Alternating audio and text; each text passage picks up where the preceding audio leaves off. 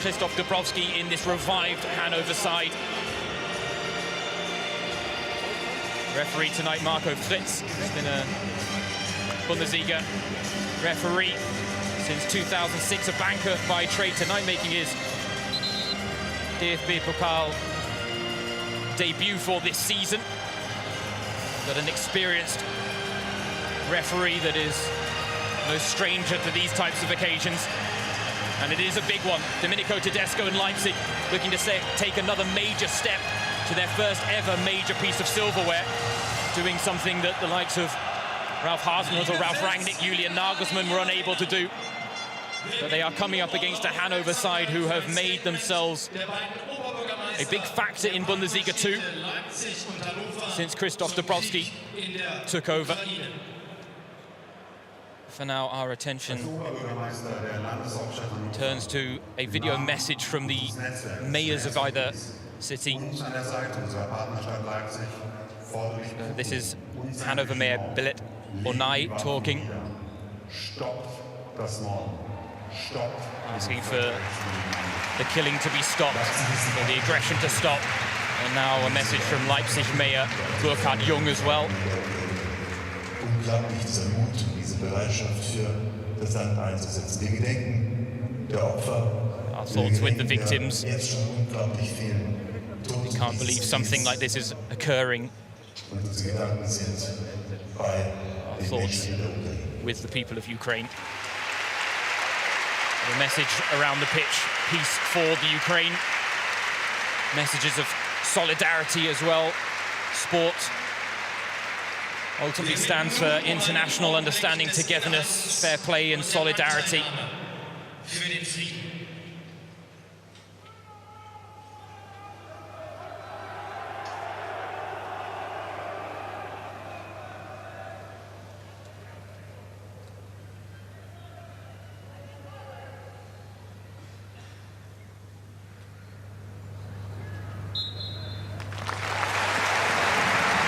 It is impossible to find the right words, but our hearts go out to those affected. But football is one of the great distractions in times like these, and for the 25,000 fans in attendance here at the HDI Arena in Hannover, a big occasion tonight. A chance for Hannover's fairy tale to continue in the DFB-Pokal. A chance for Leipzig to take another step to their first ever major title.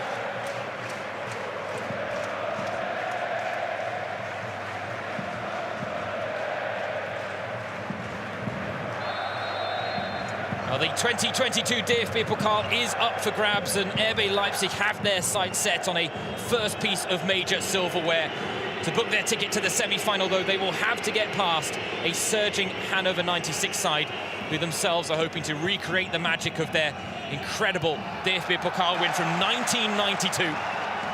James Surrogate, your match commentator, alongside me, Patrick Overmeyela, a DFB-Pokal winner himself, and a fast and frantic start to proceedings.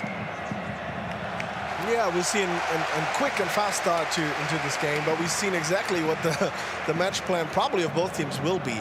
Hannover so far is probably going to wait for Leipzig to take actions and then react to that, hoping to use their speed going forward and surprise Leipzig on one or two occasions.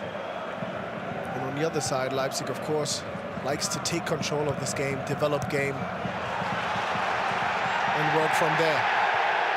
Mohamed Simakon with an early test of his pace up against Linton Minor. Crafty winger for Hannover. I like these kind of players, being tall but still fast and mobile. Simakon, part of the defensive changes that Leipzig underwent during the summer. Diogo Upamecano and Ibrahima Konate moving on. Simakon and Josko Gvardiol joining the club and have settled in well, it has to be said. A turbulent period for Leipzig at the start of the season, but they've come on strong and looking to build here. The pass through to Silva didn't quite find the right angle, and an early release for the long legs of Maximilian Bayer. And he's got a bit of pace about him because of the length of those legs, but not enough to keep it in play on that occasion. But that, Patrick, is exactly what we're going to see from Hannover. That's proof of plan, just once more. Yeah, they win the ball and look straight ahead to those fast-running players like Bayer or Meiner or even Kerk, if they can send them. And they will get the room to do so, because Leipzig obviously pushing forward, having control or more possession of the ball probably. So there will be room behind their defensive line.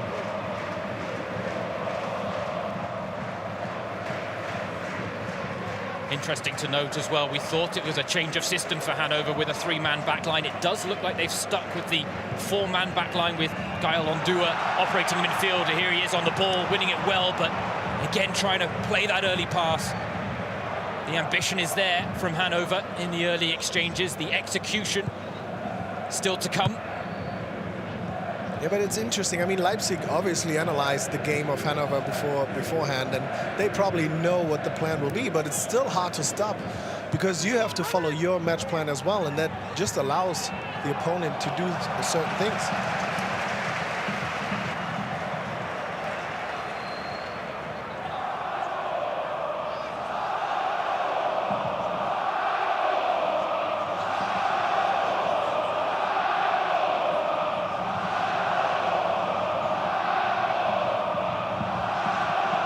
Silva comes away with it and now makes the run forward as well to get the return pass.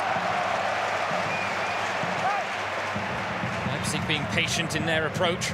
This is the first ever meeting between these two in the DFB-Pokal, but they have met on 4 previous occasions, Leipzig winning all 4. But these are just statistics and numbers. That doesn't really mean anything in the cup competitions. That was the quote from Christoph Dabrowski. This is one game. It is one game when anything can happen. And Hannover proved that in the last round as well against Borussia Mönchengladbach. So impressive in that 3-0 win. Yeah, I mean, these knockout games. In Germany, we say they have, or they write their own rules. And it so often really proves itself. And it doesn't matter what league you play in, what position, what standing you have, what form you are. This game can change everything.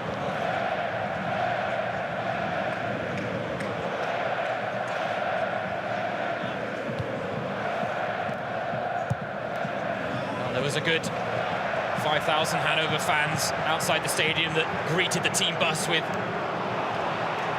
some fireworks and flares, trying to G them up for this game. And it's fair to say there's a spark that's springing from the pitch to the stands and from the stands to the pitch, and that's exactly what Christoph Dabrowski, the Hannover head coach, was calling for.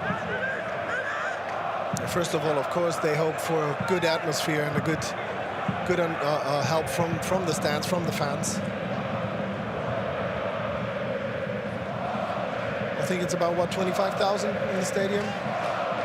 That was the number that was mooted. A sold-out capacity on account of the regulations that are in place due to the ongoing coronavirus pandemic. But it's so good to have so many fans in attendance. Only 500 for the game against Gladbach. Dominic Kaiser was making a nifty little run there. And Josko Guardiol had to come all the way across to make sure that nothing serious happens.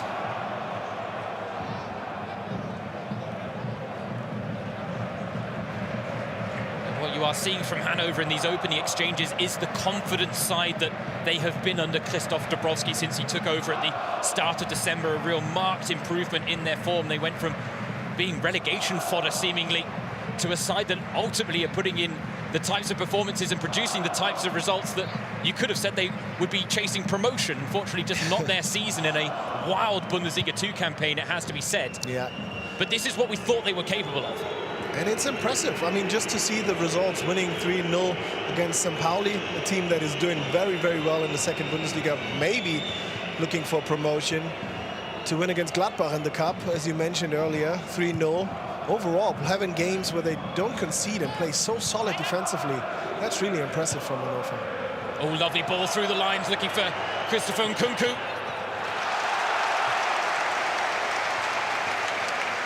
It was well defended in the end by, say, Moroya. much needed. He was the one taking away the offside situation, even though he claimed Nkunku to be offside, but then stepped in and cleared the situation. The first good look, though, for Nkunku. Could have been more than that. Well, they've got a lot of them, Leipzig, but he's certainly one to keep quiet as the corner comes in, headed clear. Campbell looking to keep the chance alive. Dani Olmo's first touch lets him down, a rare occasion when that can be said. And a bit of a cynical foul there as well to boot from the Spaniard. Yeah, he was just angry, losing the ball with an easy mistake like this. But I like them. I like the energy down there on the pitch so far.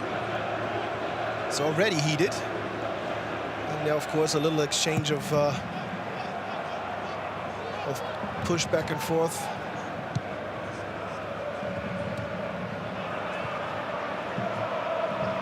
Ondua goes sliding in, but it's Leipzig who come away with it. Leimer to Henrichs. Second chance at the delivery. It's not a convincing clearance either.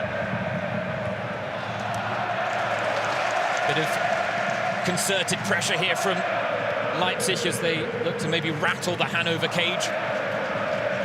One way to try and take a bit of their early confidence away from them. I mean, for Leipzig, an early goal would mean really much, as you mentioned, to demolish a little bit of that confidence that Hannover has. Would probably help for everything to come after. But so far, Hannover is not backing down.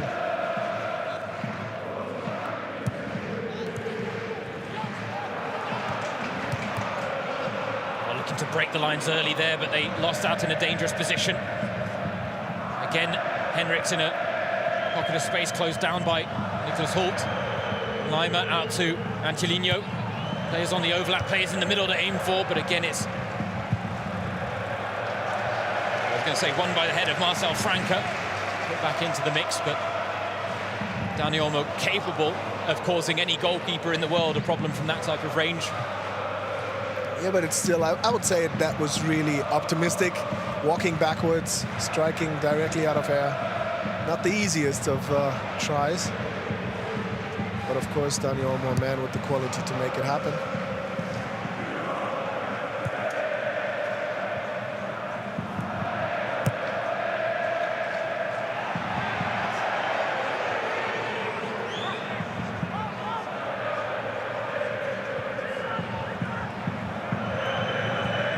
This is the interesting thing about these two sides, separated by 25 positions in the German footballing pyramid at the start of play. But in terms of the DFB-Pokal, these are the two best sides in the competition, both with pristine records of 3 wins, no goals conceded.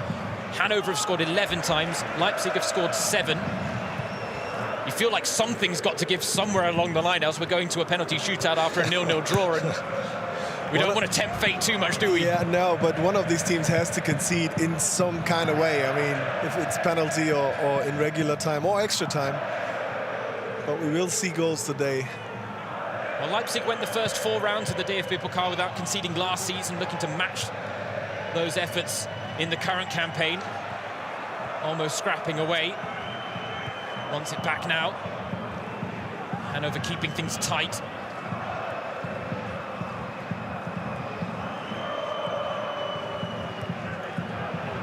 Got no one even near the halfway line right now, Hannover. Only now because Sebastian Kerk chases it down, but... They're sitting deep, that's true, but they're active still. They're not just parking the bus, but sitting deep is what Hannover is doing at the moment. They've still got it in first gear then, for the time being, at least. But there were going to be periods like this in the game, weren't there? Of course, yeah. But it's, I mean, for Hannover as well, that means that the ways or for their transition attack are pretty long. I mean, they have to go a long way from sitting so deep to have a chance of attacking Leipzig's goal. So, one point in time, they have to adapt or to rethink and be even more active and defending more forward.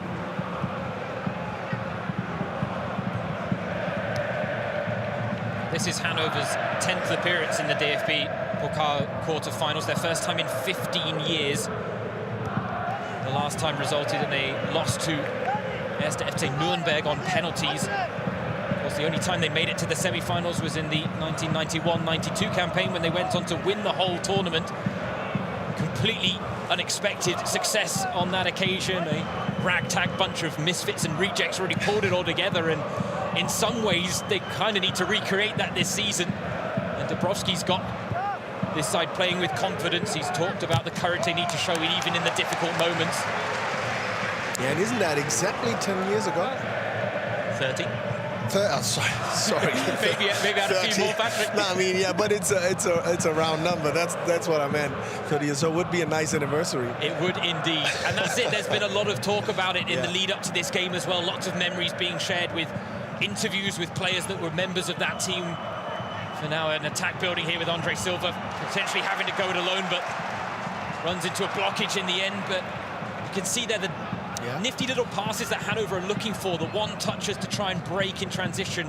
They're being cut out right now. They're being telegraphed by this Leipzig side. Yeah, and it's not an easy thing to do, reminding that pitch down there. It's not easy to play one-touch football on such a surface. So it's interesting that Hannover, who probably know this turf the best, are trying things like that. But you know why, or what fooled me with the 10-year anniversary? That was the time I won the cup, exactly 10 years ago. So yeah, that was what caught me there. Also a fond memory, I'm sure. Absolutely. Now, there was a video message as well from the likes of Per Mertesacker, Steve Cherundolo, famous players from the past that have played here in Hannover, urging the team on to greater heights, hopefully tonight, and wishing them well for their chances in this quarter-final against Leipzig. But so far, giving a good account of themselves, making life difficult for the visiting side, as maybe proven by that errant pass from Konrad Leimer. Yeah, I was about to say that was absolutely proof on how difficult it is for Leipzig so far to develop a decent build-up and get through this massive defensive efforts of Hannover.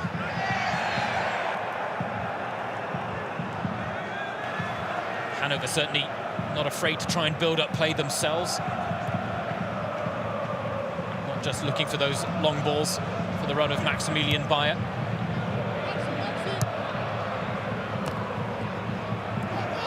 Given his height and his stature, you'd expect Maximilian Bayer to be the lone striker, operating as the winger, as a bit of a wayward pass.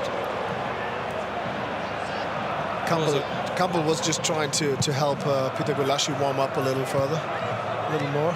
It's a chilly evening in Hannover, but it was beautiful weather overall. So it's a shame actually that this pitch is still has not recovered from all the rain and cold that we had throughout the last weeks in this area of Germany.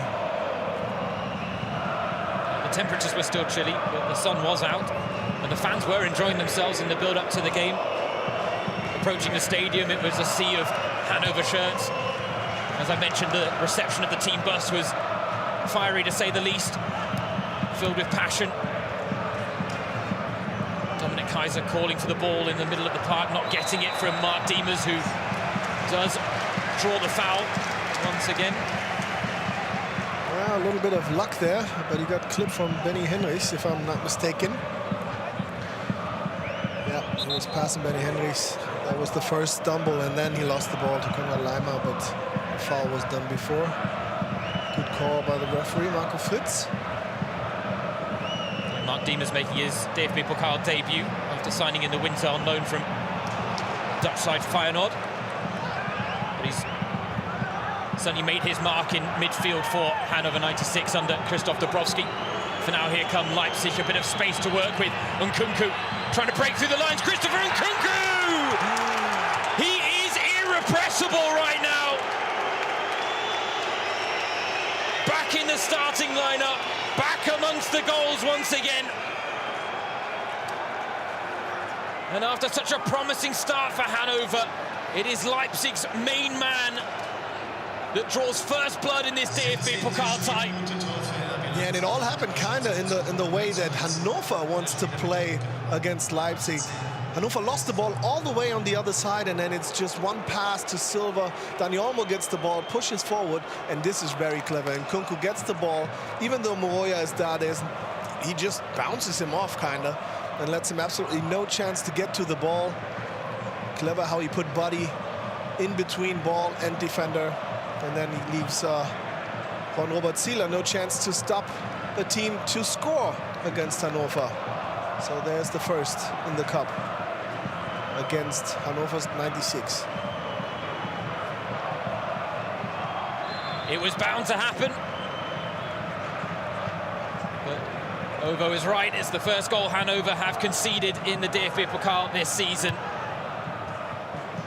And fair to say, if Leipzig were the favourites for this game today, the favourite to score, one of the favourites to score would have been Christopher Nkunku. 9 goals in his last 11 games in all competitions now, including tonight. Came off the bench, scored the winner against Bochum, now gets the opening goal. It's not just the fact that he's getting goals, Patrick, it's the fact that they are important ones as well. Very important ones, and it's still surprising to me that he isn't amongst the big names in the French national team, because the way he's performing week after week for such a long time now, it's just incredible. He's somewhat of a lifeline for Leipzig,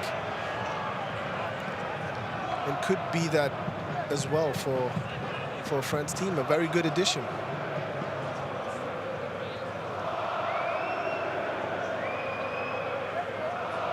Sebastian Kerk a little slow to his feet here, the talismanic midfielder for Hannover, very important player for them.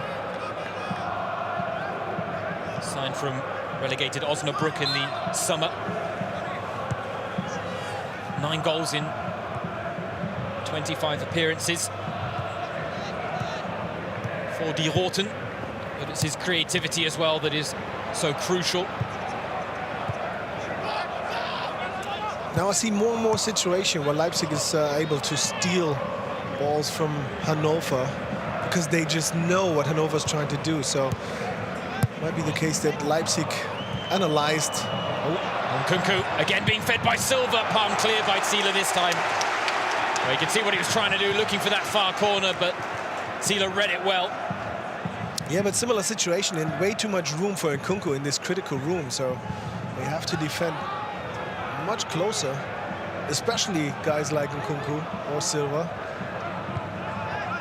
But when Silva's dropping deep to come and collect the pass, that's when Nkunku's making the run beyond. Yeah. And it right now seems to be catching this Hannover backline out a little bit, because he seems to be finding it in moments where they don't quite have their shape. Yeah, they're still reforming their defense, and in that moment, Leipzig is finding Nkunku or Silva. Makes it really, really hard to defend.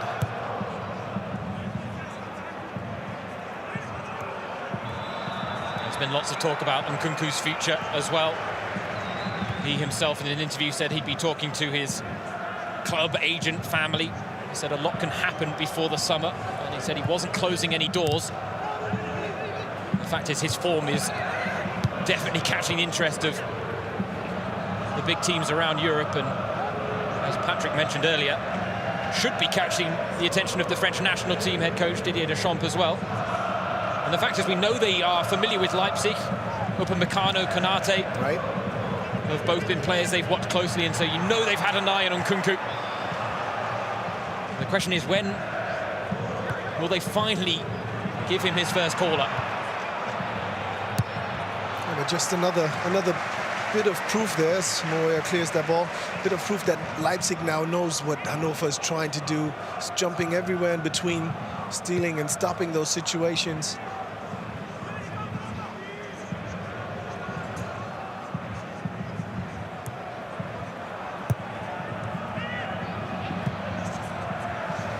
There is a feeling that Hannover have been penned inside their own half since conceding. Leipzig certainly have exacted a measure of control on the game now. And it's really up for Hannover to do something to disrupt their rhythm. They're trying to deem as though with a waving at the arm as his pass goes awry, and now Nkunku round the keeper for his second. Oh, the composure! Cool, calm, collected from Christopher Nkunku as he bags his brace.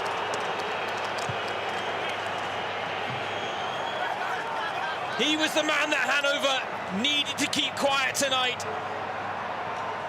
But in the space of a couple of minutes, he's really come alive. Yeah, again, a situation where Guardiola, in this case, stole this ball away. And again, Nkunku in between two defenders. Nobody really there to stop him. And it's a rather easy job to get past Robert Sieler and then send Captain Marcel Franke into nowhere. Very cool, calm and collected, as you mentioned, from Christopher Nkunku. And another little hello to Didier Deschamps. He is a man that can do it all and seemingly cannot stop scoring right now. 25 goals for the season now for Christopher Nkunku. And if Leipzig is continuing in that pace and that composure, this can be a bad night for Hannover after a really well played cup season so far.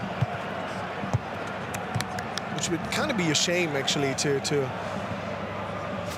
pull out of the cup season with a devastating beating after they performed so well in so many games. And that was it. I did talk to a couple of Hannover fans as I was coming into the stadium today, and that really was the message. They said, we know we're up against it, we know we're likely to lose, but we just don't want it to be a disappointing performance. And it was a confident start that has fizzled out now on account of them conceding twice as the offside flag goes up against Andre Silva. A very late flag, but again, can have a look. It's a close call. Maybe the shoulder. Andre Silva leaned a little too much forward.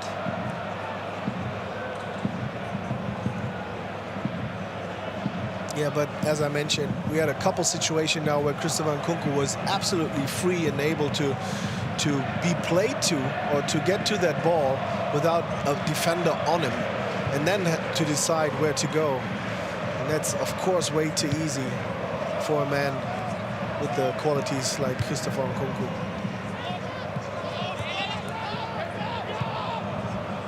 Andre Silva is a magnificent goal scorer in his own right, but tonight he has been very much the distraction to unleash Christopher Nkunku upon this game.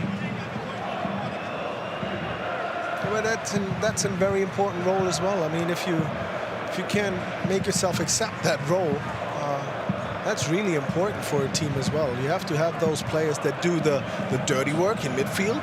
They're not doing the fancy stuff. And you have those strikers like they have with Yusuf Paulsen as well. That's a striker who's working really hard just to open up gaps for everybody else.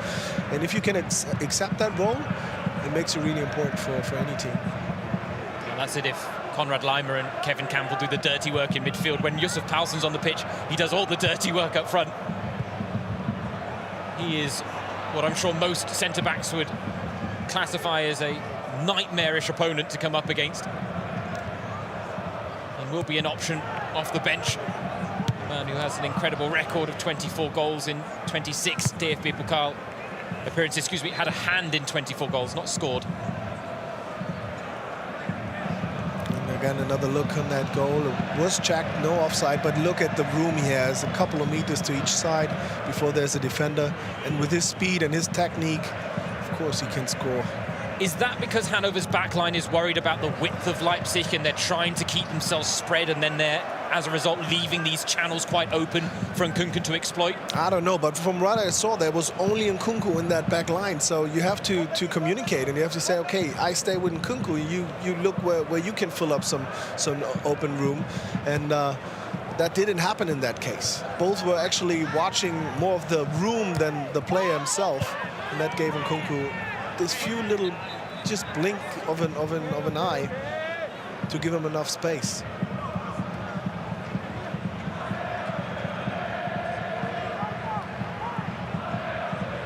Take a look at the match statistics from proceedings so far, and Leipzig deservedly in front. Hannover still yet to have a shot on goal, but have seen their backline breached twice in quick succession for the first time in the DFB-Pokal this season. But really, we're not seeing enough from them to suggest that they can do the same to Leipzig.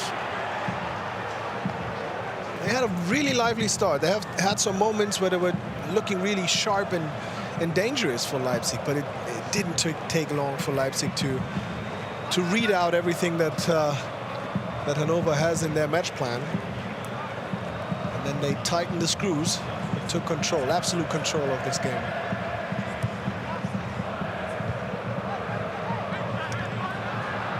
Konrad Laimer, neat touch and turn of pace up against Ondua.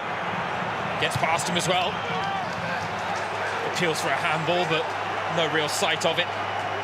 Up against the Slovenian centre-back Luka Kranč. Of course, it wouldn't get away with a handball if it was one, but that hand was absolutely glued to the upper body and in a more natural way.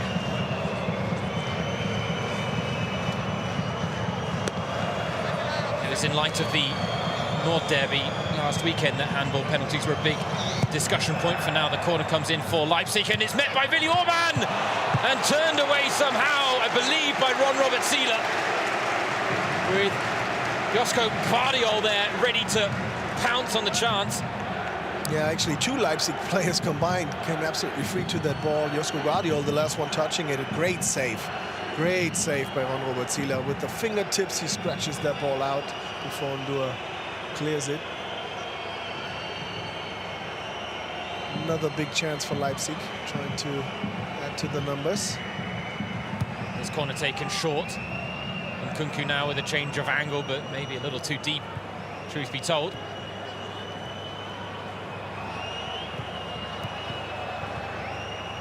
Now with Angelino, chance to cross, cut back for Nkunku, but it was cut out by Mark Diemers. Hannover trying to push out from the back. And we've got to be careful because Andre Silva playing on the shoulder of the last man, and it really does seem to be a facet of the Leipzig approach, the bending of the run on the shoulder of the last man. We've seen it on a couple of occasions from Andre Silva, and Nkunku almost done it as well. Right now, Leipzig's front line are keeping Hannover's back line guessing. Yeah, Hannover has absolutely no answer to all the question Leipzig is asking at the moment. But now a chance for Linton Miner to stretch his legs, but Peter Galacci playing the role of sweeper-keeper. Straight to his counterpart, Ron-Robert Zieler, a player who's never reached the semi-finals of the DFB-Pokal in his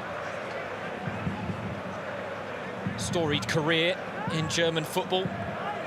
Now enjoying a bit of a swan song back on the books with Hannover, a side he enjoyed such great success with. He's on the Hannover books. He became a World Cup winning goalkeeper as well with Germany. And he showed his quality in that corner situation just moments ago with a quick reaction.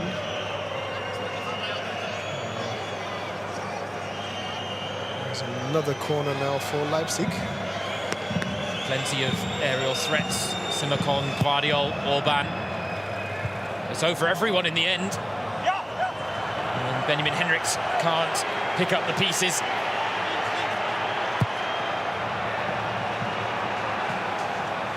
And a quick release from Hannover. Linton Miner trying to make the most of it, and a little loose touch there. Let him down. Gvardiol was certainly playing more the man than the ball there, Patrick. But gets away with it. Yeah, I don't think there was enough to make more of it than it really was. There's a little push, but that's just physical advantage of Gvardiol onto Miner. Kerk and Bayer now trying to combine. Bayer has really had nothing to work with going forward. I mentioned the fact that his goal-scoring form this season is a bit of an anomaly. In 2 DFB-Pokal appearances before tonight against Fortuna Düsseldorf and Borussia Mönchengladbach, he scored a brace in both. So 4 goals in 2 games in the Cup. But in the league for Hannover, just 2 goals in 21 appearances. Domenico Tedesco happy with what he's seeing from his side, and why wouldn't he be when they're 2-0 up right now? And he said coming into the game they were happy to accept their role as favourites in the game and the competition. says we want to win it all, and it really would be quite something for him to do what the likes of Julian Nagelsmann, Ralf Rangnick, Ralf Hasenhüttl all failed to do in delivering silverware to this aspiring club. Yeah, many underestimated this team because a lot of that great talent was taken away, like Upamecano going to Bayern, Julian Nagelsmann, obviously, the coach, going away to Bayern as well. Konate, and you name it. So many thought this team wouldn't be capable of winning some silverware right away, but they absolutely are. And they're getting closer and closer with every minute played here.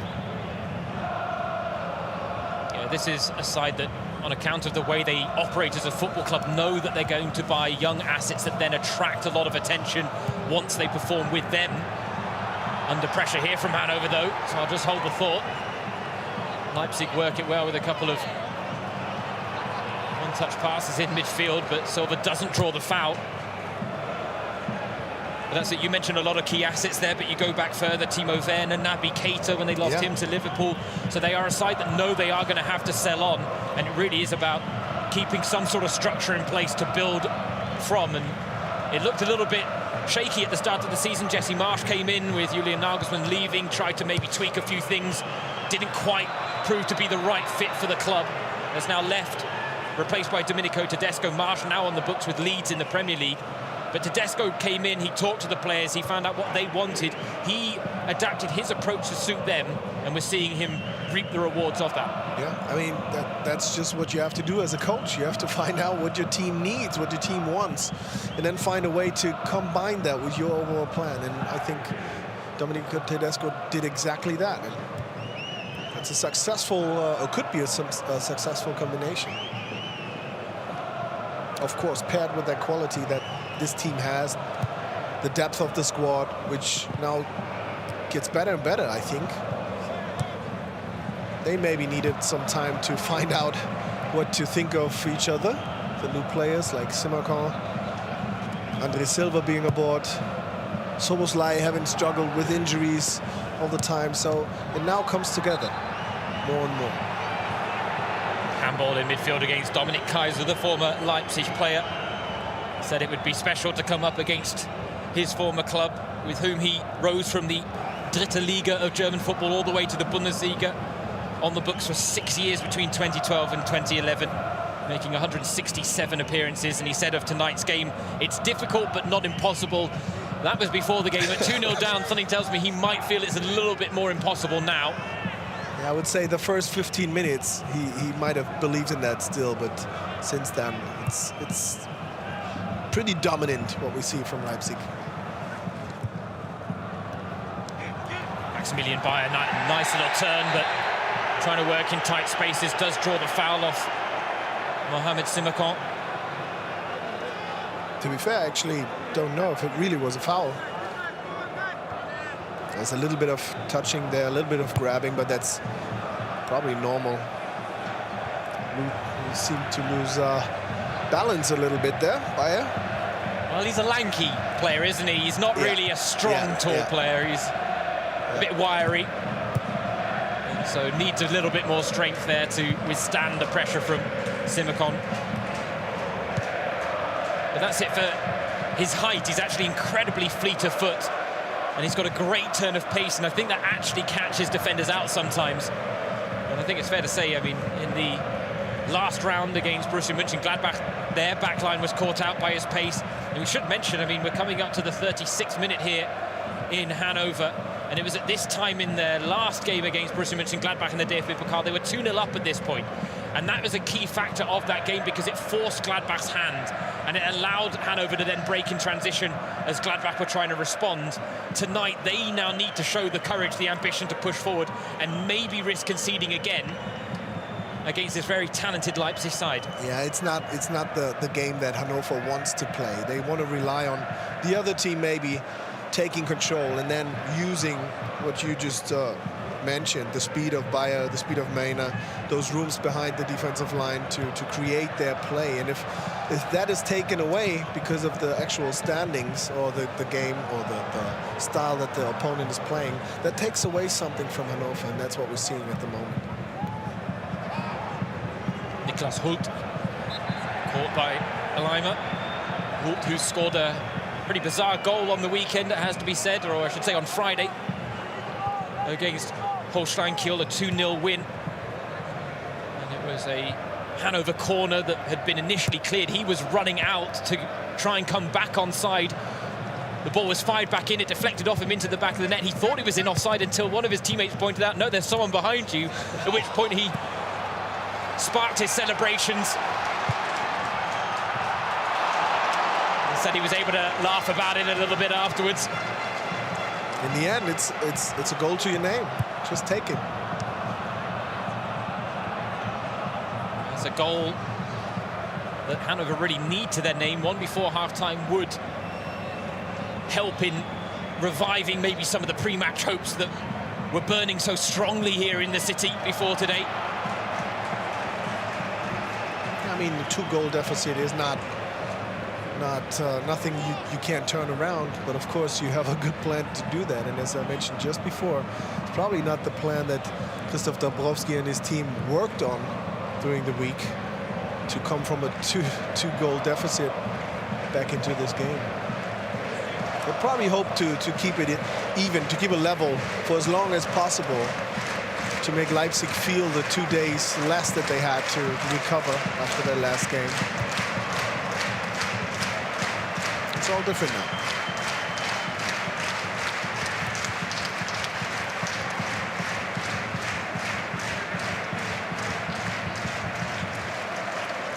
The fans are still supportive. That's a good thing.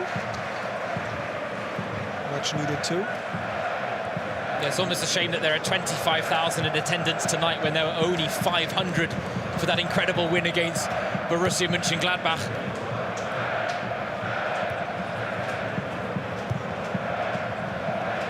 But they are certainly enjoying the occasion, the home fans, despite the scoreline so far. Leipzig on course to maintain their 100% record in the DFB-Pokal quarterfinals, 2 wins out of 2 in years gone past. It's only their 10th campaign, incidentally. Augsburg and Wolfsburg fell by the wayside in previous campaigns.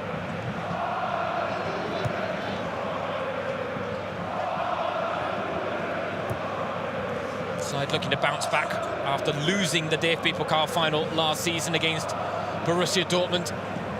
Very impressive 4-1 win on that occasion for the Black and Yellows. One of 2 finals that Leipzig have lost in the DFB-Pokal, the other against Bayern, and that is why they feel like this is such a great opportunity to win it this season. Bayern and Dortmund are both out. Both out. Yeah. A chance at silverware. But it's almost a double-edged sword, because if they do win it, Patrick, people will say, well, Bayern and Dortmund were knocked out and you didn't knock them out. Yeah. But if they don't win it, then everyone will say, well, there's a real disappointment that when Bayern and Dortmund got knocked out, you didn't win it. I mean, you have to live with both if it happens. But, I mean, if you win it, it absolutely doesn't matter what the people think. They will talk for maybe a couple of days, and then, oh, let's see what, nope. No, not a good moment for Nkunku. But they will stop talking about that, and then it's all, you know, just smiles. You won the cup, and you did it by winning 7 games against 7 teams. And it doesn't matter if Bayern or Munich were one of those. It just means that you played a decent cup campaign. Sometimes luck is involved in that competition. You have to say that. And there you go. If you win it, you deserved it. I'm sure Hannover 96 will agree with your assessment. Winners in 1992, the only Bundesliga 2 side to this day to win Germany's sole cup competition, but play their way into trouble here. Danny almost skips past the challenge, looks to bend it beyond Seeler. Again, well read by the Hannover keeper. But a quick early ball forward doesn't quite pan out, and the foul does go Leipzig's way.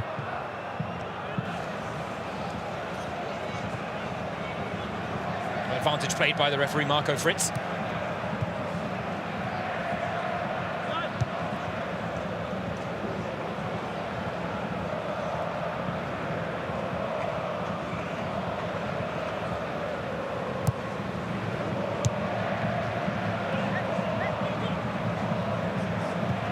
Leipzig are a club that have become a real force in German football. extremely short space of time. I mean, when Hannover won the DFB-Pokal in 1992, Leipzig weren't even a concept, let alone a club at that point. Liebe Fußballfans, wir freuen uns sehr, euch heute zum Spiel unserer Mannschaft in der HDI Arena begrüßen zu dürfen. Wir bitten euch während und nach dem Spiel auf die Abstände zu achten. Ein FFP2 Mund-Nasenschutz ist im gesamten Stadionbesuch auf Absitzplatz zu tragen. What do you think the message will be then from Krzysztof Dąbrowski at half-time, the Hannover head coach's side? 2-0 down at the break, potentially, maybe even more if this chance comes to fruition, and Nkunku once again getting in behind this Hannover backline. He's only got 2 for support for now, more arriving. Just slow their roll here, Leipzig, for a second with Kevin Campbell. Silva now the only man in the box. Yeah, that's what Leipzig is doing. They can even allow to really stop and break down this counter-attack. They don't need to push. Angelino with a chance to cross. Silva was the intended target, but cut out by Franke.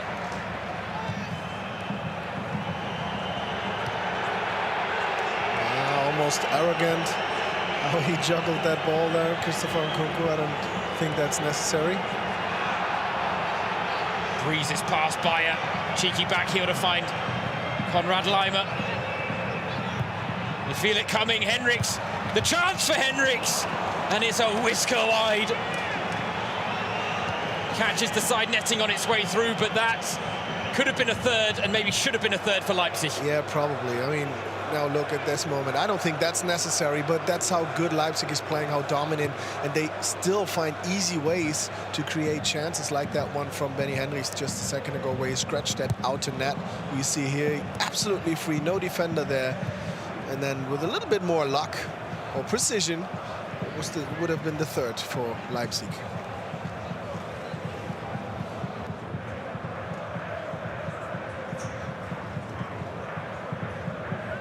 Well, he will have to find the words, Krzysztof Dąbrowski, at half-time to try and get his side back into it.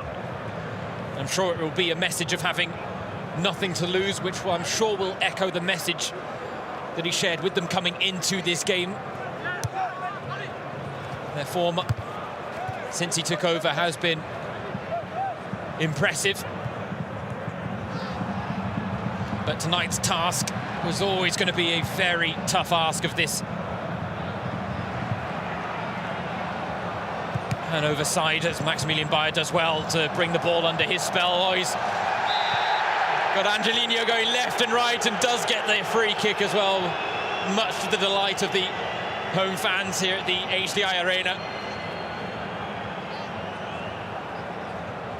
I didn't like the juggling of Christopher Nkunku a few moments ago, but much more appreciative of the skill and control of Maximilian Bayer, who, despite the fact that he's not this free-scoring striker, is becoming a firm fan favourite with Die Roten.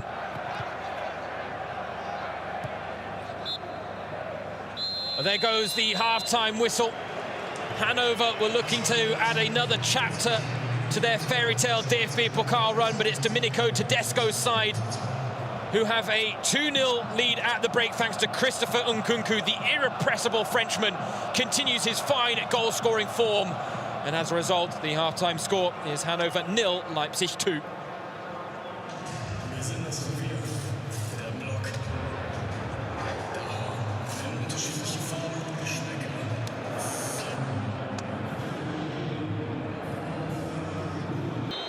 It's Hannover who get us underway, chasing a 2-goal deficit for a chance to keep their DFB-Pokal fairy tale alive, but a big mountain to climb after Christopher Nkunku bagged a first-half brace to put Leipzig on course to take another big step towards their first piece of major silverware. James Sogard, your match commentator, joining us.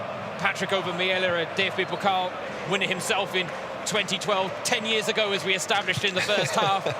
And Patrick, do you think we might see a more ambitious approach from Hannover? They've got really nothing to lose, 2-0 down. They brought on Weidand. Yeah, they had nothing to lose beforehand, and I hope we'll see a different Hannover 96. Hannover 96 that we might have seen the first 10 minutes of this game. because it looked pretty lively and confident, but it all changed with Leipzig taking more and more control. And we'll see how this second half will start, because it's very vital to the outcome of the second half, how Hannover gets into the second 45 minutes.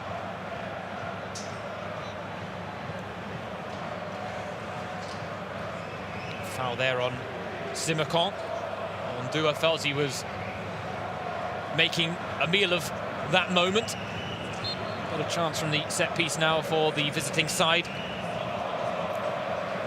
Be interesting to see where their urgency levels are at in this second half.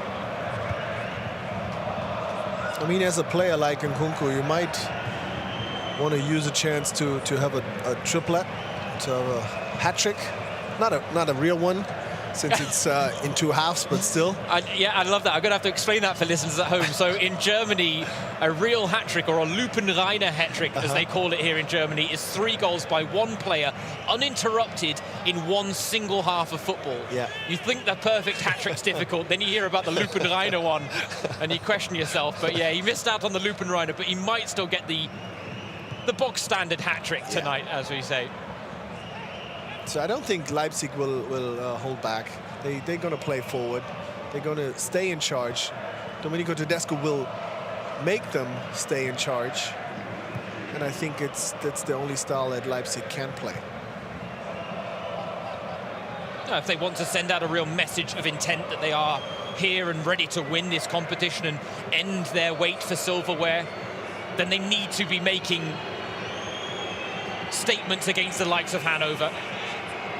And of course, you want to close this game. As you mentioned, they only had 2 days of rest after they played on Sunday. And they want to close this deal and not make Hannover become alive again. A mistake by Simakon might spark a little bit of life into the home side. Kerk wants the cut back, and Miner couldn't thread the needle.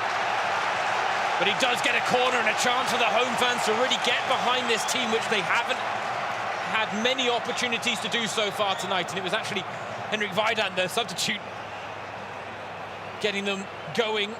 For now, it does look like Dominik Kaiser might struggle to continue. Oh, he got a nasty contact there with Simakon, but that was a great moment, actually. I mean, even if they're even in numbers, if that ball would have gone through to Sebastian Kerk, would have been a great chance. And now Simakon collects the yellow card for the situation on Kaiser in midfield before that counter-attack happened. But these moments is what Hannover needs now, not just for the fans and the energy that they get up from the stands, but for themselves to believe that they can come back into this game.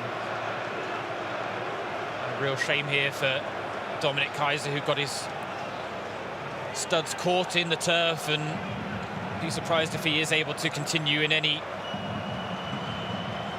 manner against his former club.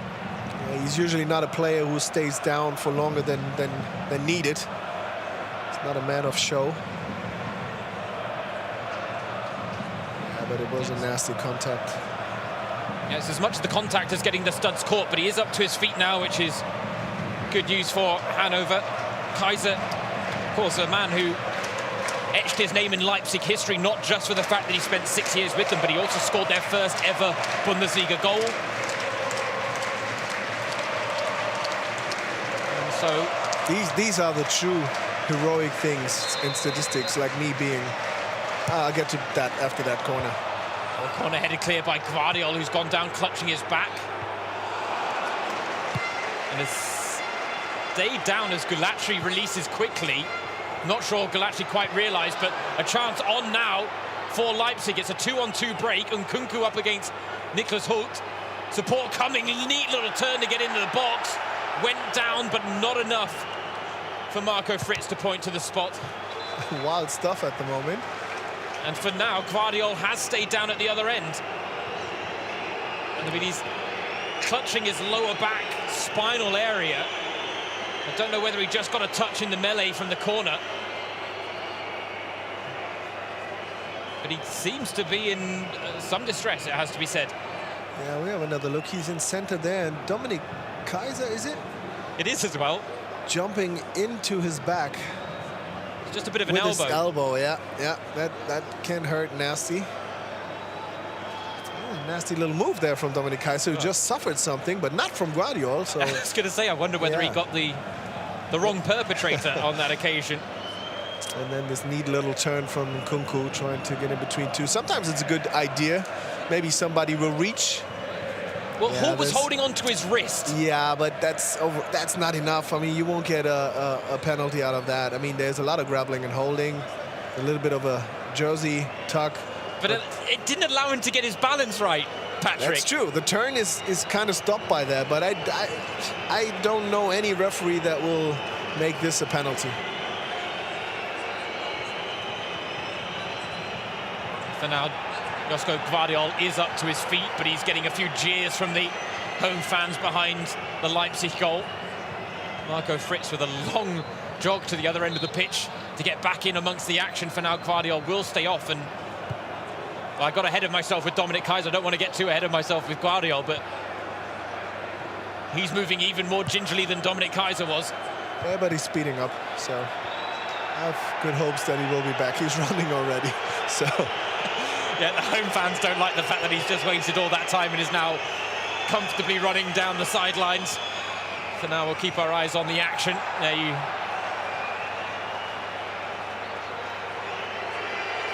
Yeah. And back on the pitch.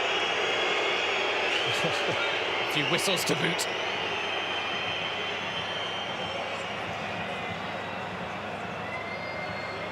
The 20-year-old Croatian making his 33rd appearance since joining Leipzig in the summer from Dinamo Zagreb.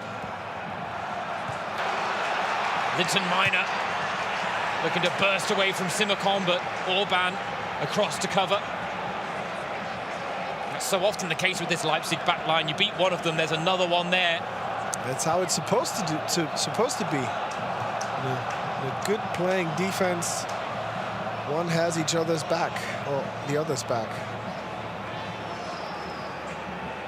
Jesse Marsch did experiment with a four-man back line at times, but when Tedesco came in, the players really made the message clear they wanted to go back to their dynamic, possession-based style of football with a three-man back line.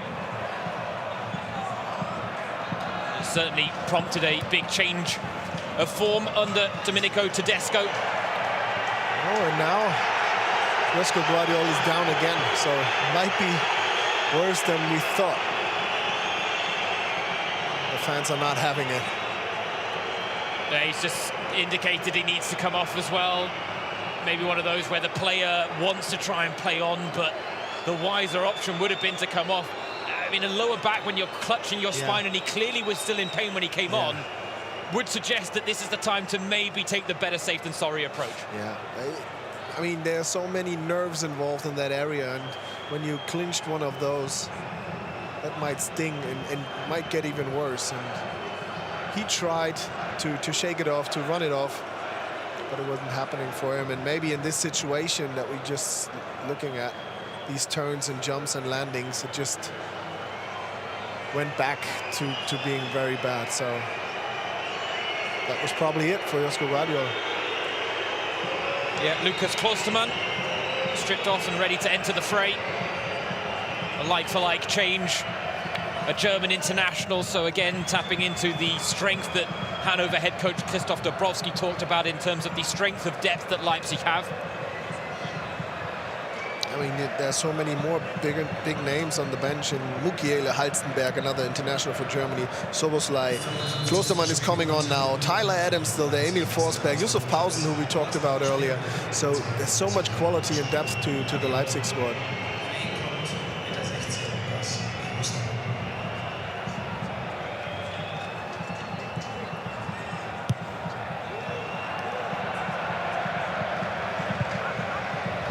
Ten minutes of the second half played. The message from the stadium DJ was clear at halftime when he was blasting out "Journeys Don't Stop Believing."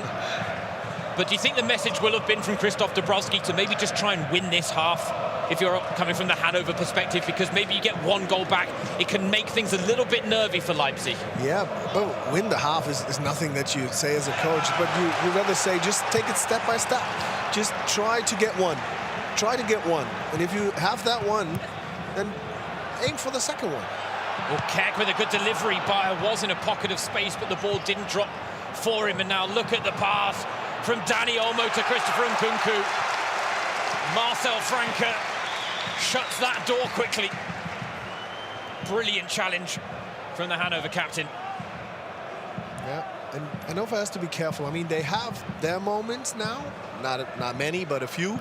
But right after, they almost get caught by Leipzig, and that's what's so dangerous now. It's what happened in the first half as well, wasn't it? A promising opening quarter of an hour, and that first time they really pushed forward, they then got caught on the counter, which is what we thought they were going to be doing to Leipzig tonight. Exactly.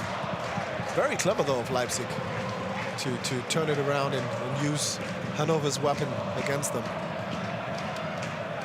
Christopher Nkunku with 2 goals to his name this evening, 25 for the season, which is incredibly impressive for a player whose previous personal best in all competitions for an entire campaign was 7 goals. So he's more than tripled that so far this season. His impact and influence on this Leipzig side undeniable.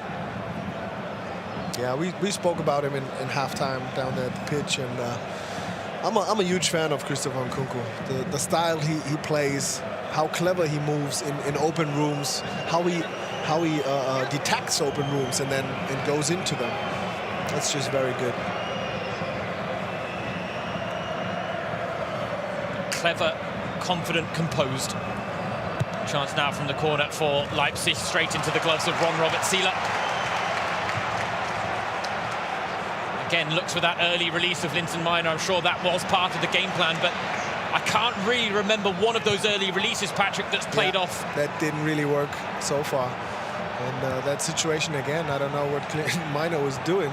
He was not even looking for that ball, just for contact with Leimer. Here is Linton Miner, chance to deliver.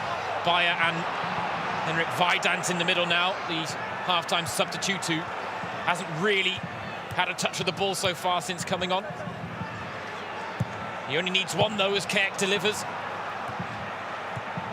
Campbell breaks the lines to find Olmo. And Nkunku on the overlap now as Olmo holds up the play. Oh, he looked for Silva, finds Silva despite the deflection, twisting, turning, Andre Silva! Blocked by Franke. Well, the captain is producing a captain's performance in this second half. 2 big moments at the back, and he's come out on top on both occasions. Yeah, but these moments... Oh, Silva looks to break the offside, but the flag is up. Yeah, offside.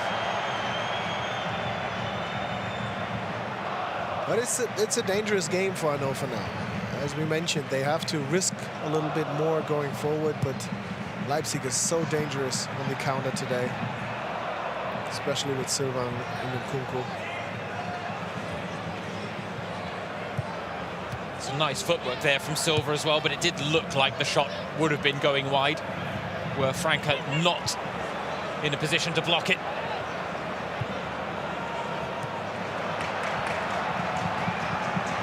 And the fact is, I have to say, I mean, the fact they are 2-0 down doesn't take away from the fact that Hannover have given a good account of themselves tonight. Yes, a couple of moments where their backline has been stretched and exploited by Leipzig, but they haven't shown a lack of confidence. They haven't come here just to roll over. They are taking this game to Leipzig still, even at 2-0 down. Yeah, I mean, and that's I think that's the approach of Christoph Dabrowski. Rather lose this one 0-4 than not having a chance of maybe getting back into it.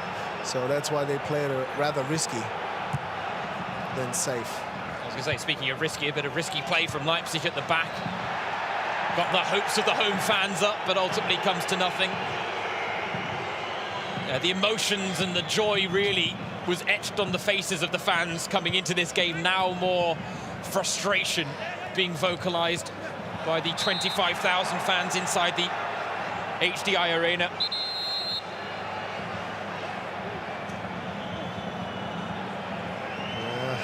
Niklas Hult gets a few words from Marco Fritz, letting that ball go when the whistle is blown.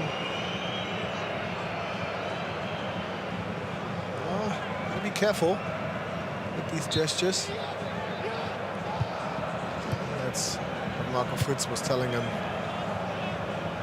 Don't touch the ball after the other team gets rewarded with a free kick. And probably be a little more respectful to my assistant as well on the far yeah, side. Probably.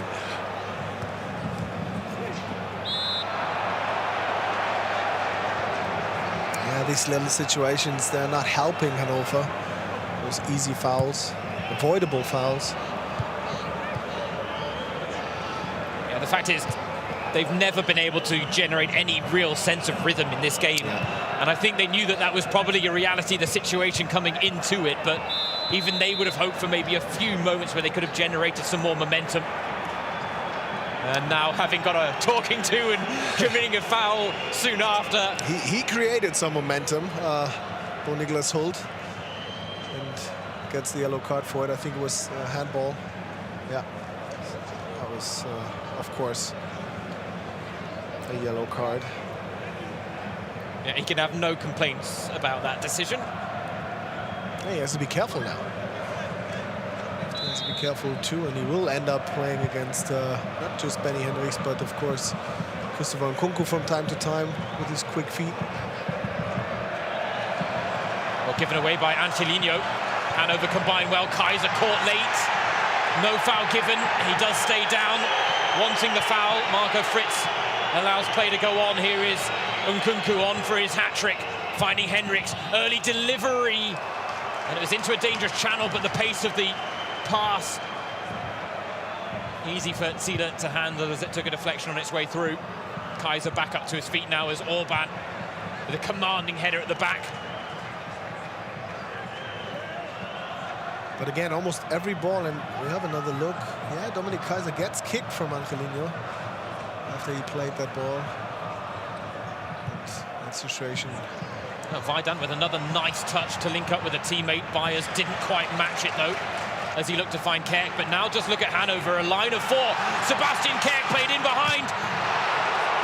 And he can't pick out a teammate with the cross. I think he was a little too quick on the trigger there. Sebastian Kerk could have maybe taken that ball a little more to the inside or control it a little better before he lets go of a pass.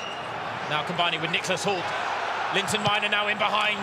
Again, it's an important leg to the ball from Orban. Hult, Kerk drives it across and wins the corner, and a chance to get the home fans behind them once again here.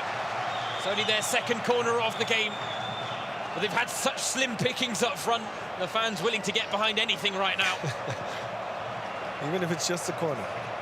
Franker up from the back, Weidand to aim for as well. I think it came off a Leipzig head, and now a chance for the Leipzig counter.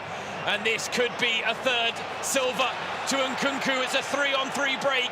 But is Nkunku going to go it alone? He doesn't. He maybe should have. I think he had a better chance of finishing by himself. But he was taken off a little bit of that gas because he was waiting for Andre Silva, trying to be unselfish. Those are the moments Leipzig will expect themselves to be clinical as well. Yeah, this is what probably drives Domenico Tedesco nuts, because it's a great chance of taking this game away early, saving some energy as well by doing it.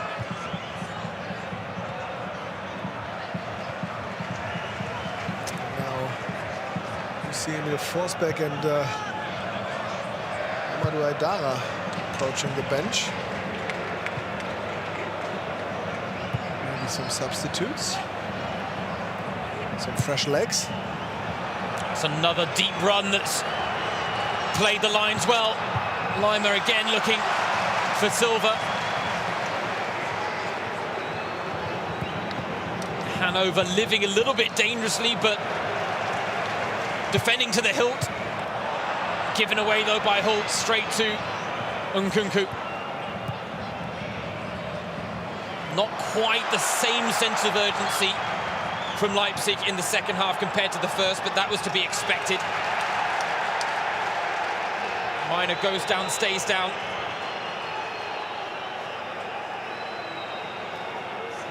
He got pushed down, but took it also rather easy. Situation with Nkunku. Or rather pulled back from Nkunku. But that situation again Leimer had the advantage on Dua. To me, again, a little early. And here you see Nkunku not really forcing the speed and then looking for Andre Silva. 2 chances that could have sealed the deal for Leipzig.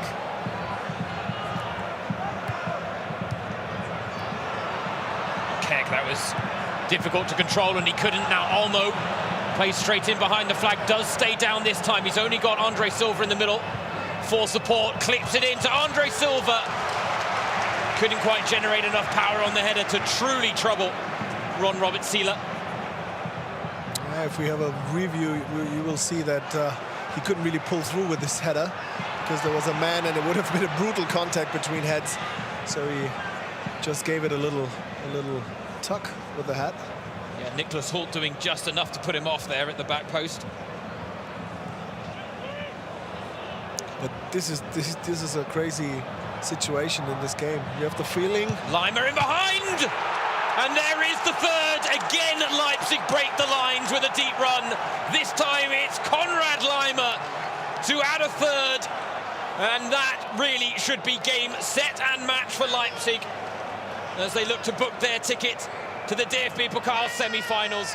And much like in the first half, Patrick, a strong start from Hannover, peters out and is punished. Yeah, again, an easy loss to this ball and then just good combination and control. Leimer here on the ball in center midfield, but he will follow through all the way until he scores that goal. You'll see there's no real pressure on either Henrichs or Leimer, and now Leimer can play a give and go with Andre Silva. Way too easy, the deep room is open. And of course, it's a steep angle, but still Leimer has enough quality to get that ball where it belongs. Lucky bounce inside of the post and sealing the deal for Leipzig.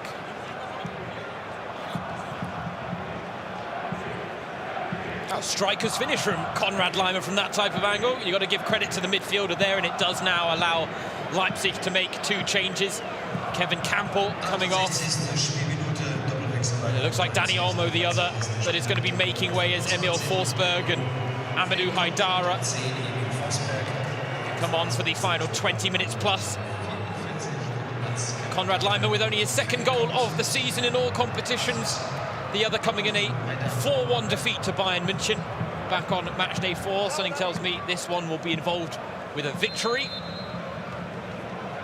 And you have Amadou Haidara and Emil Forsberg, 2 players coming from the bench that will play in so many European top teams in the starting 11. Gives you a little hint of the quality of Leipzig's team.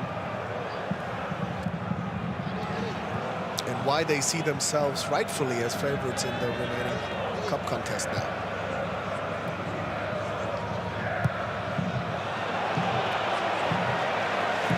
It's a very optimistic try from Bonua. Liebe Fans in der HDI Arena, jetzt kommen wir zu euch. Uns liegt die aktuelle Zuschauerzahl für das heutige DFB-Pokalspiel gegen Confirmation of the 25,000 fans in attendance, a sold-out stadium in light of the ongoing coronavirus regulations. And I mean, they haven't had a lot to cheer about tonight, so I just want to share a feel-good story, because coming into the game they were asking for donations for victims of the war going on in Ukraine right now. They have got a bus outside the stadium that was ready to load up the donations. There were so many donations, they needed 4 or 5 buses. They've only been able to order an extra 1. Those 2 buses will take the donations, which were clothes, food, hygiene and baby products, to the Poland-Ukraine border tonight. They'll drop off the donations, and both buses will bring back 80 refugees from the border to Lower Saxony. And in light of what is going on in the world right now, I thought that was a story worth sharing, because it was the fan representative at halftime. He said, it's simple for us. There are people that need help. They're fleeing the war, and we want to help. Yeah, it's a beautiful story, and it's so good to see. Basically, you see it at so many places that people are willing to help without asking, without being asked too long, and that's a good thing. That actually gives not just me, but I think many people hope in the world that we can do better than what is happening right now in the Ukraine.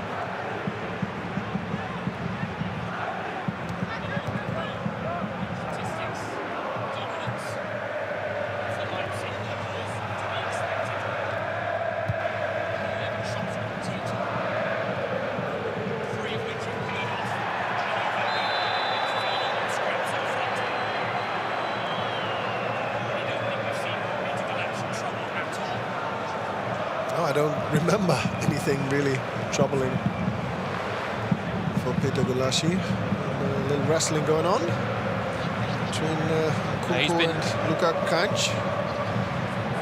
He's been very quiet tonight. Peter Gulaschi hasn't been called into action. Leipzig's dominance has been there for all to see. And it's the reason they have this 3-goal lead. Leipzig with as many goals as Hannover have had shots tonight.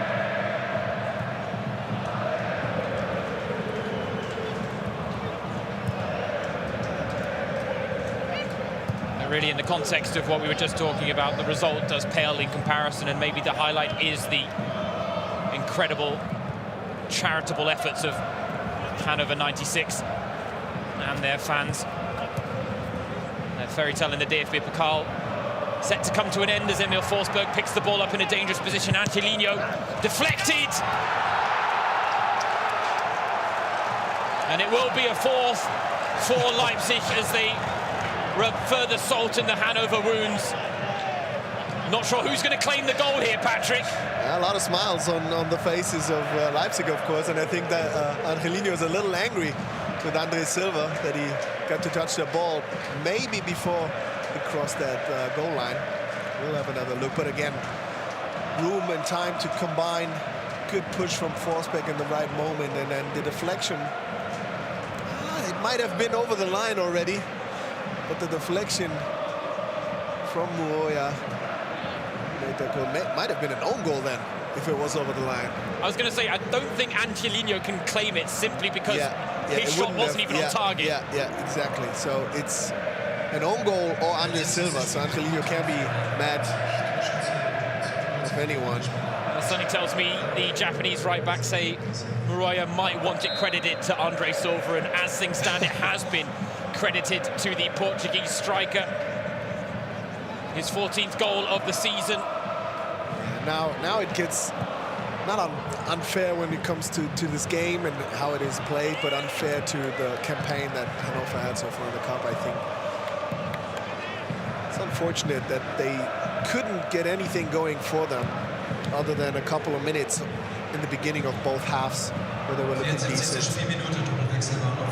Yeah, that's confirmation. Andre Silva touched it before it was over the line. But just a little note to Angelino, it would have been an own goal from, say, Muoya, if not Andre Silva touched that ball.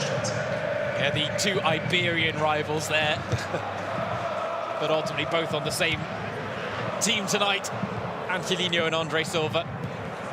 Andre Silva, a player that has talked about the fact that he has improved greatly since the arrival of Domenico Tedesco. He says that doesn't just go for me, but the whole team as well.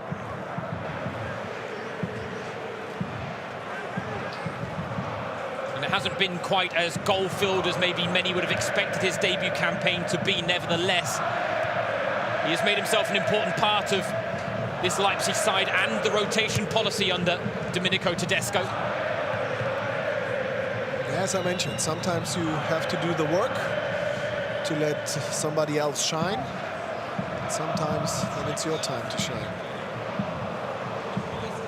Well, this is a nice moment as we see Marcel Haustenberg ready to enter the fray alongside Dominik Szoboszlai. Haustenberg yet to make an appearance this season, so a first outing for him in the current campaign. He's been dealing with a very problematic ankle injury. Tears in the joint capsule, I believe was the terminology used. It was a shame because he was such a key figure for Leipzig last season. The fact that his season hasn't really been able to kick on account of that injury. He was even linked with a move away from the club in the summer as well. But the injury, of course, scuppered those plans. But for now, Marcel Haustenberg, the Germany international, making his return from injury. Yeah, before all this injury stuff started for Marcel Haustenberg, he was really one of the strongest left backs there was in not just German football, European football probably, given his pace, his left foot, his physiques overall. But then injury after injury troubled him.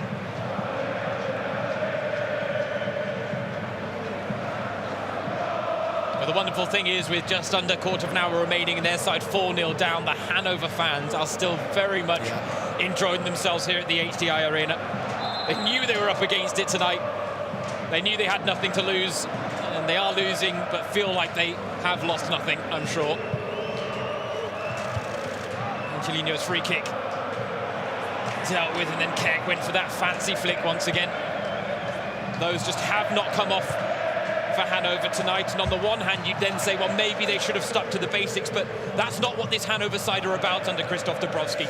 No, as we talked about earlier, they'd rather risk something and risk conceding another goal than hold back and just fall back and just say, okay, we lost this one. They won't give up trying until the very end.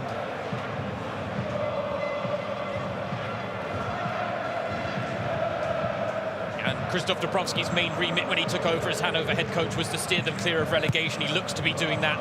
The corner comes in from Angelino once again. Bayer with the flick on. And now Seymour with a chance to break here.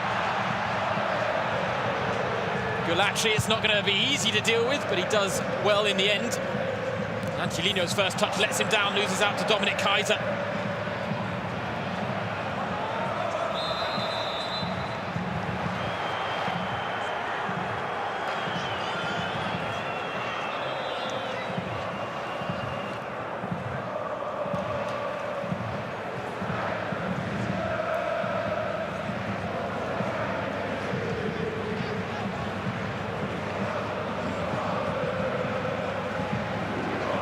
Another change being made by Hannover as Sebastian Keck's evening comes to an end. Not quite the game that he would have hoped to have tonight. Sebastian Keck not able to really exercise his influence on proceedings.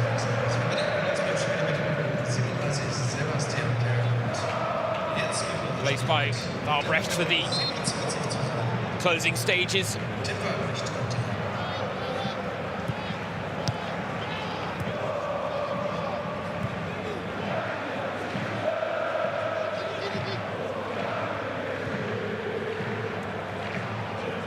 For Leipzig, this would see them maintain their 100% record in the DFB-Pokal quarterfinals, 3 wins from 3. The same record in the semi-finals as well. In the 2018-19 campaign, they beat Hamburg 3-1. Last season, it was a 2-1 win after extra time against Werder Bremen. All 3 goals in that game coming in extra time. It was Emil Forsberg that scored a goal in the 121st minute to wrap up the victory and avoid a penalty shootout. But on those occasions, they went on to face Bayern and Dortmund in the finals, respectively. The door open in the current campaign for Leipzig to claim their first piece of major silverware, and it's Christopher Nkunku, a 2-goal scorer tonight, that talked about it. He said, we're a young club, we're very ambitious, and he was convinced that silverware was in their future. I guess perhaps the only concern for Leipzig is if they do claim silverware, then for a player like Nkunku, he might see that as a wonderful note to leave on. Yeah, sometimes those players want to leave on a high note, and winning some silverware could be that, especially after a campaign like Christopher Nkunku is playing. There's Oliver Mintzlaff, the sporting director, who said that Nkunku will be a crucial part of the team next season too, sending out a strong message of intent. But he said the same goes for Olmo and Silva, and let's be honest, they're courting interest as well. It's just Nkunku's form is so good that they're kind of falling in his shadow a little bit. Yeah, but they are not less important to this team in what they're doing. I mentioned Silva's doing before, and Dani Olmo as well. He's so influential in a lot of things, a lot of moments on the pitch that he creates before Christopher Nkunku or Andre Silva get to the ball.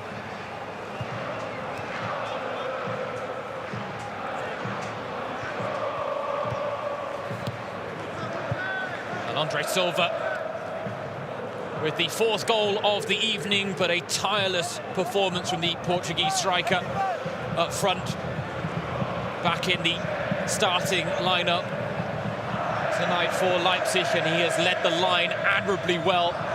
And the fact is, Patrick, he may only have 1 goal to his name, but his involvement in the early goals from Nkunku really was so key. It won't show up in the statistics, but if you watched it, you saw how important it was. Yeah. If you watch football closely and you understand the things that happened down there, then you know how important his doing were in the game for Leipzig today as well. And in so many other games where he might not even scored, but just worked so hard for others to shine. Marcel Hausenberg under pressure and losing out as well. No foul given. Here is Stolzer.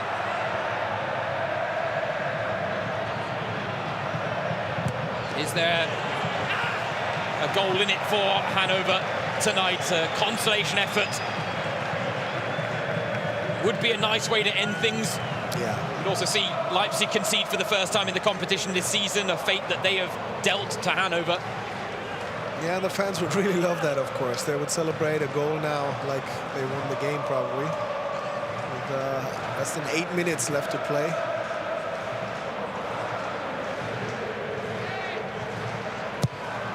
Corner comes in.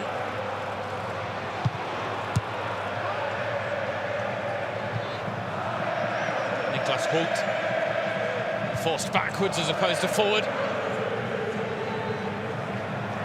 The fans behind Peter Galacci's goal really have been bouncing for much of this second half. The Hannover flags waving proud despite the result and despite the fate that their side are suffering this evening.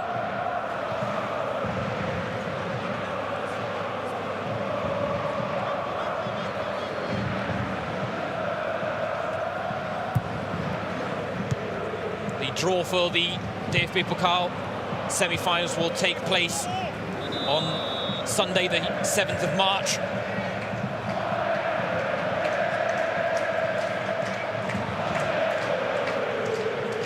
As things stand, we will have gone from having 4 Bundesliga 2 sides in the DFB-Pokal quarter-finals to having just 1 in the semi-finals. I don't want to spoil results elsewhere, so I won't tell you who it is. But St. Pauli knocked out last night by Union Berlin. Hannover about to be knocked out tonight by Leipzig. It was a lovely story that really highlights the incredible talent, excitement and tradition that's in the Bundesliga 2 this season, where the promotion race, I tell you, if you're bored of Bayern winning the title in the Bundesliga, check out what's happening in the Bundesliga 2, because it's magnificent. It seems like every week and every match day, the league leader changes. Right now, there are about 6 or 7 teams really in the mix at the top of the table. Hannover, unfortunately, not in that mix.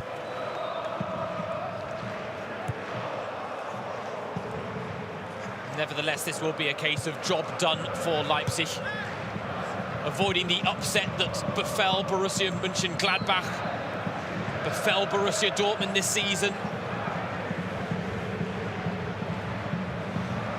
Both knocked out by second-tier opposition. If anything, it makes Bayern's 5-0 loss to Borussia Mönchengladbach look a little more respectable as well in the end. Does it? I mean, yeah. Gladbach got beaten 3-0 by a certain team that loses 4-0 today, so... Well, that's it, yeah. Leipzig beat the team that knocked out Gladbach, who knocked out the team that knocked out Bayern. It's a funny old system, the cup competitions, but that's why we love them. They really do throw up some fantastic storylines, and yes, we would have loved to have a more competitive and close game tonight. But credit to Leipzig. There's one of the Hannover fans enjoying himself a little too much, going for a full pitch sprint straight towards Robert Seeler. Oh, he wants the selfie as well. Is he going to get it in time before the security guards get there? No is the answer, as he slips on the bad pitch.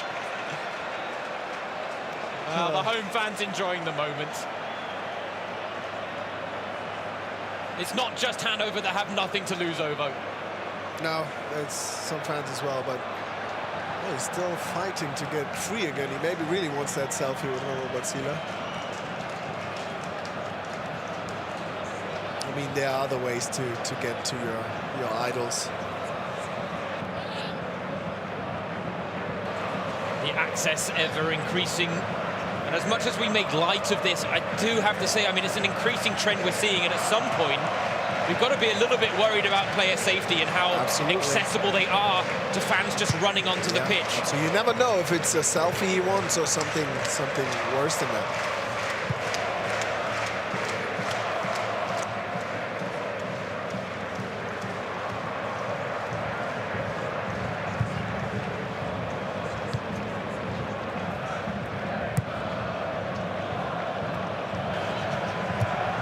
Games ahead for Hannover. They're away from home on the weekend against Sandhausen. And they've got a couple of games against promotion hopefuls in Nuremberg and Schalke to come as well. Game against Sandhausen, an early chance to get themselves back on track. And I guess that's the question over how difficult is it for a side like Hannover to pick themselves up after this, because ultimately this really doesn't take anything away from their season. The priority is still to avoid relegation. Of course, but this cup campaign gives them some extra hope, and that carries them a little further maybe than only the Bundesliga 2 campaign would carry them.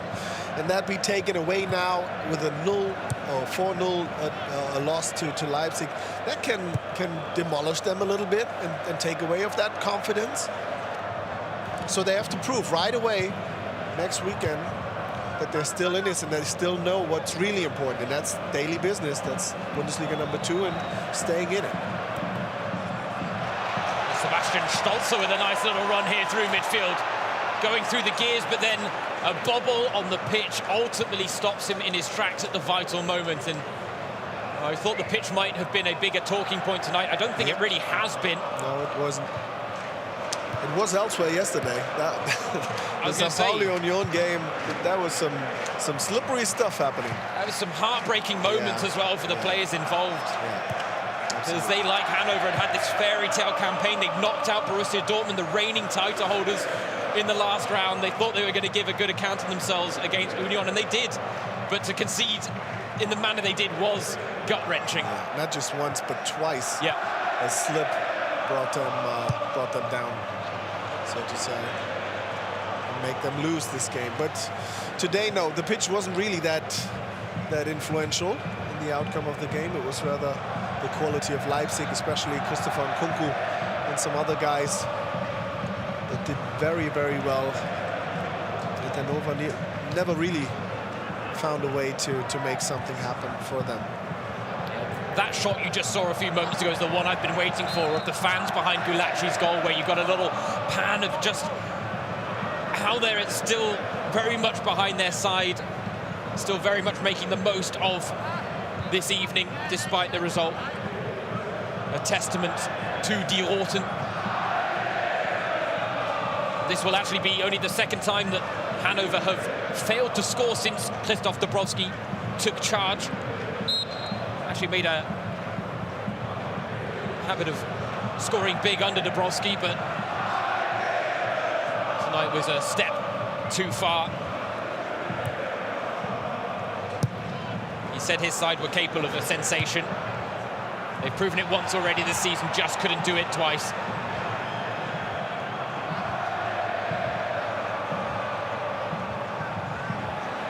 Leipzig, meanwhile, will be up against Freiburg on home soil on the weekend. Before trips to Greuther Fürth and Borussia Dortmund sandwich a game against Eintracht Frankfurt. Now a free kick to Hannover, and maybe the last shot here for Hannover to get something. A chance at a consolation effort. I mean, why not? I would love Hannover to get one. Just get away with one. 1 minute of time added on. Former Leipzig midfielder Dominik Kaiser to take the free kick. Everyone but the goalkeeper is up from the back for Hannover.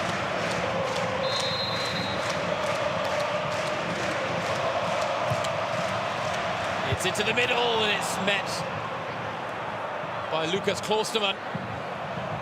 Stolzer gets clipped. Moroya trying to get it back in the mix. Dua was coming back from an offside position anyway.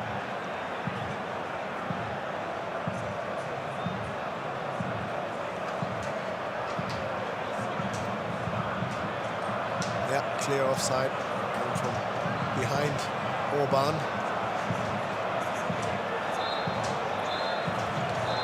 And there goes the final whistle. It was Leipzig's night in the DFB-Pokal as they booked their ticket to the semi-finals. The door is open for them to claim their first piece of major silverware, and they want to capitalize on the opportunity tonight. And